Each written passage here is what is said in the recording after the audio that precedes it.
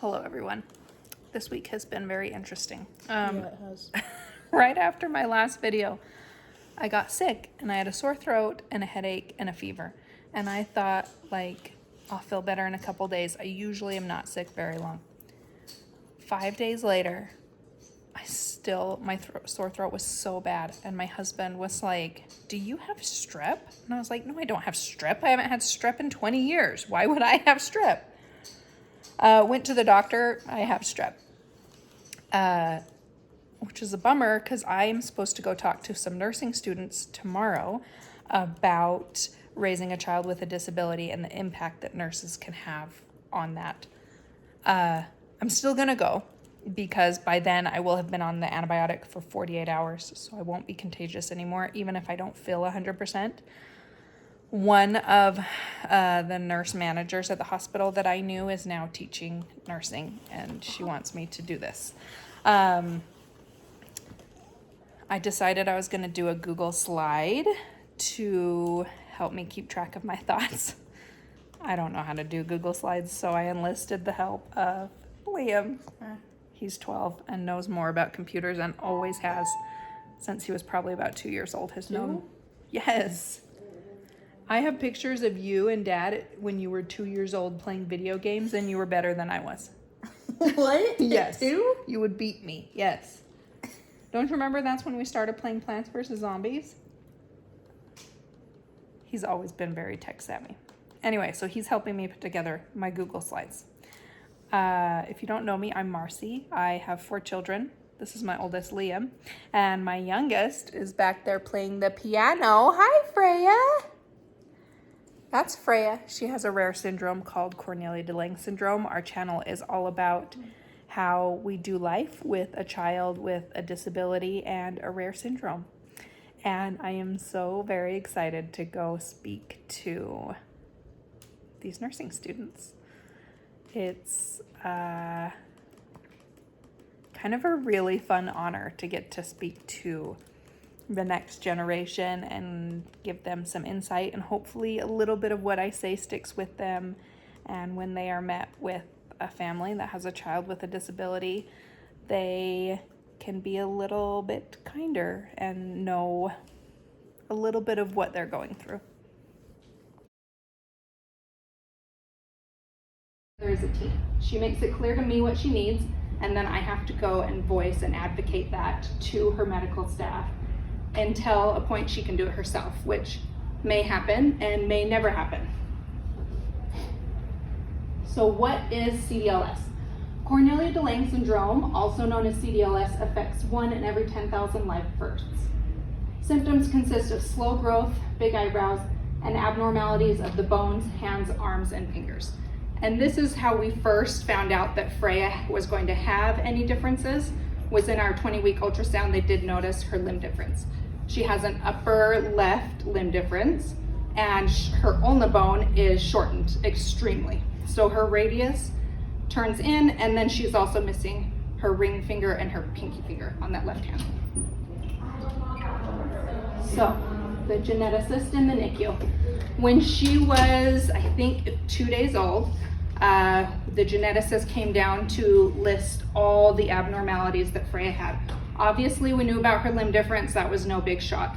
She then came in to say her big bushy eyebrows, which I thought looked exactly like her dad, and her thin lips, which look exactly like my mom's lips, were all signs that she had this rare genetic syndrome. Of course, I looked at her and said, she looks exactly like my family. Like, the things you're pointing out link her to me. And the limb difference, I thought, was something that made her uniquely herself. No pamphlets were given, no advice, no support groups. The only thing that was said to me when she was 2 days old was, please don't Google this. It's pretty awful. So we did blood work, we sent that off, and we had to wait 6 weeks for the results. Oh. So while we were in the NICU, I had 2 different conversations with 2 different nurses that left me feeling 2 completely different ways. Nurse number 1 said, Freya definitely has CdLS. you're in denial. It's a normal part of grieving. You need to accept it and everything will get better as soon as you do. All true statements. Nurse number 2, oh, sorry. Anyway, she said, Freya is Freya. Whether or not she has a rare syndrome is not going to change the way you care for her or love her. Also true. Both these nurses came at me and gave me true statements that were going to help me. One nurse was kind and one nurse was not. And those 2 different interactions left me feeling completely different. What we were expecting. They were negative for CdLS.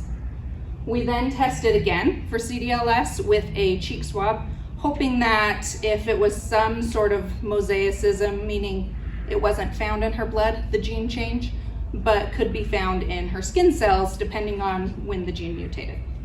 That also came back negative. So then we tested for 10 more rare genetic syndromes. All came back negative. So we decided to get a second opinion and go to primary children's geneticists. And this was a completely different experience for me. This provider started out noticing that Freya must have her daddy's ears because they certainly weren't my ears. And he was straight and he talked straight to Freya half the time, which Freya knows when you are paying attention to her and knows when you're not. She will not give you the time of day if you're not paying attention to her. She will make your life living hell if you're not paying attention to her. So that is one thing that is very important. Please, please, please speak directly to your patients, even if they can't communicate back, because they do know. And they will make your life a little more difficult if they don't think that you see. So please see your disabled patients. So we left this appointment with a clinical diagnosis of CdLS, meaning she met all the criteria, she had all the right symptoms. We just had to look for the genetic component, which we did find, I think about a year later. It ended up being an ultra rare form of this syndrome. There are 7 different genes connected to this syndrome, and Freya's whole gene wasn't mutated, but just a tiny little part of one gene. So that's why they had such a hard time finding it. All right, milestones. Every time I go to the pediatrician, I am given a list of milestones and I have to check off, is she meeting them, yes or no? As far as I know, this is used as a screening to kind of catch developmental delays. We already know my daughter has developmental delays. So I have voiced multiple times, I'm not filling this out. I've scribbled across it. I wrote, I refuse. I wrote, global developmental delays, and every time I get this in the packet, please fill this out. So let's look at milestones for typical 5-year-olds. Using alternating patterns on the stairs, standing on one foot, skipping, hopping. Freya can't do any of these things. What she can do is pull up to standing and walk along furniture, which we've been working on for 2 years and is a huge thing. But I never get to tell my doctor this because there's no form. She now can crawl on all 4s, which with an upper limb difference is a huge thing. Again, never get to tell my doctor this. There is one medical assistant at the office who will take my paper after I've scribbled it and wrote on all it and say, what is Freya doing that's new? And I get to then explain all the wonderful and great things that she's doing. And if she didn't take the time to do that, all of Freya's progress wouldn't be noted ever. Because in the medical model, doctors and nurses are here to heal and fix. And with a genetic syndrome, you can't heal and fix. So there's a lot of things that get swept under the rug. My doctor wants to go straight to talking about her reflux and is the medication working, and her seizures and is the medication working, which is all necessary. But I would love to start out our visit with, look how great my daughter's doing, just like any other typical pediatric visit would be. When I have to fill out those forms, it ruins my entire week. I am acutely aware of what my daughter can't do. I'm faced with it day in, day out, when she goes to school, when she goes to therapy, when we play with friends that are her same age. I know what she can't do. I want to be able to celebrate what she can do. And if you want to follow us, we are on YouTube and Instagram, and I share more of our journey and what life is like having a disabled child. Thank you guys for your time. What questions you guys have for Marcy? An extension of the human condition that is huge. And also just sometimes you don't know what to say, ask the parent. Be like, how can I best help and support you? Or the caregiver, it's not always a parent. Like, how can I best help and support you? I've never dealt with this before, which you're not going to. Like, how can I help support you? And that's huge. Just knowing that someone is willing to change the way they do things is amazing. How are things different with her as a newborn? Like, obviously, she's like, growth things are different now. She had a feeding tube and oxygen. We came home with both of those from the NICU, so that was different. I'd say mostly just the feeding difficulties. As a newborn, everything's pretty similar, honestly. It became more apparent as she was like 9 months old that she was very behind on milestones. All her early milestones, like eye contact and smiling and reaching for things, were all there. When we got to like sitting up or crawling, those were the milestones that she like completely had missed. So it was fairly similar, I mean, other than the feeding tube and oxygen. She has what's called EOE, which is eosinophil esophagitis, which is the eosinophils in your immune system will go to the throat when an allergen is there and kind of stack up and make it really hard to swallow. So we're in the process of trying to figure out what allergen it is, which she doesn't eat a lot. So it's kind of a long process because we can't introduce allergens like we could if she were eating everything by mouth. Do you guys get any like home health support or any outside support, or is this? Utah is not the best state for those things, I have found. We are on a wait list. Then I was told to expect 10 to 20 years on that wait list before she'll get services. Oh, that's terrible. So we do get Medicaid coverage, which actually has been life-changing for us. It saves us about $10,000 to $12,000 a year on medical expenses. But as far as outside services coming in, I don't know if that'll ever be something unless we pay for it out of pocket. Oh man. Yeah. What are her favorite things to do? Like, what does she like? She loves playing the piano. She loves any sort of sensory input, spinning, jumping, anything like that. Of course, we have to help her jump, but she can sit and spin and spin. She loves reading books. She loves going on walks. Those are her very favorite. And playing with her siblings is honestly, she sits there and whines at me all day until they come home, because she's half-day school and they're all-day school. And as soon as they come home, she's off and playing with them the rest of the day. She loves the sandbox. Oh, sandbox. Sand is apparently edible. It's just extra fiber. Yep. It's fine. Yeah. Okay. Any other questions? Any other questions, guys? So Thanks human for skill, sharing. Yeah. probably No the problem. biggest. We love sharing. I hope that it makes things easier for people that come after me. Not that we had a completely awful experience, but we did have a couple. And I just hope that sharing teaches people that when you see Freya and see that she has a full life, that disability doesn't mean an awful life.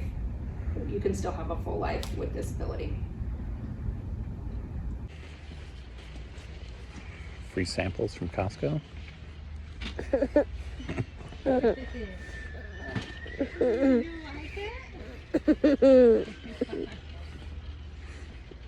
We didn't even have to pay for it, y'all. It was a free sample. Yeah, it's delicious. It's so delicious.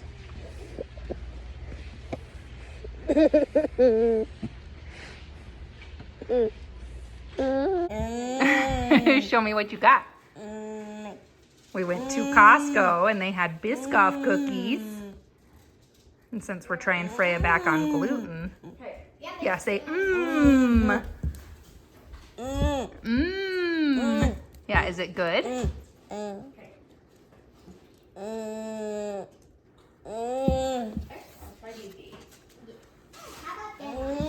Suki's not gonna steal your cookie. I got her. Do you like it?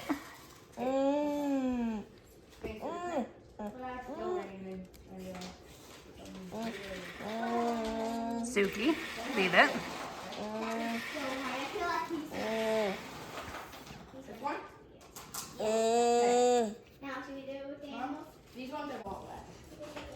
It went so well, you guys. I had so much fun.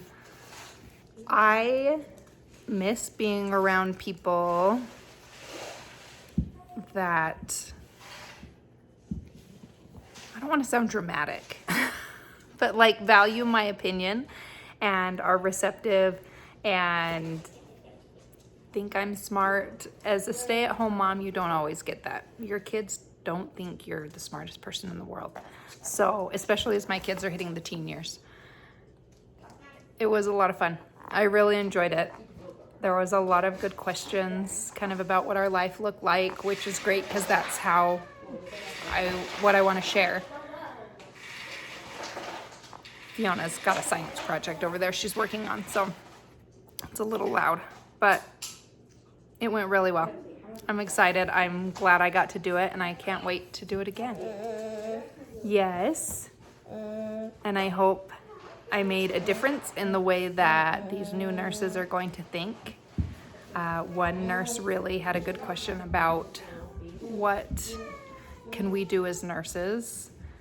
And I just said, you know, the medical model is always there to fix and heal, and a lot of times people with disabilities can't and don't need to be fixed or healed. And so you need to look at it as just a part of the human condition and an extension of that. And also, if you don't know what to do or say, just ask. Say, how can I best support you? I haven't been in this position before and I really want to help, so how can I best support you? And I think just asking that goes a long way, because a lot of times we do know how we want things to go as caregivers and advocates, and having someone that's receptive to that is a blessing. So I can't wait to do more speaking in the future.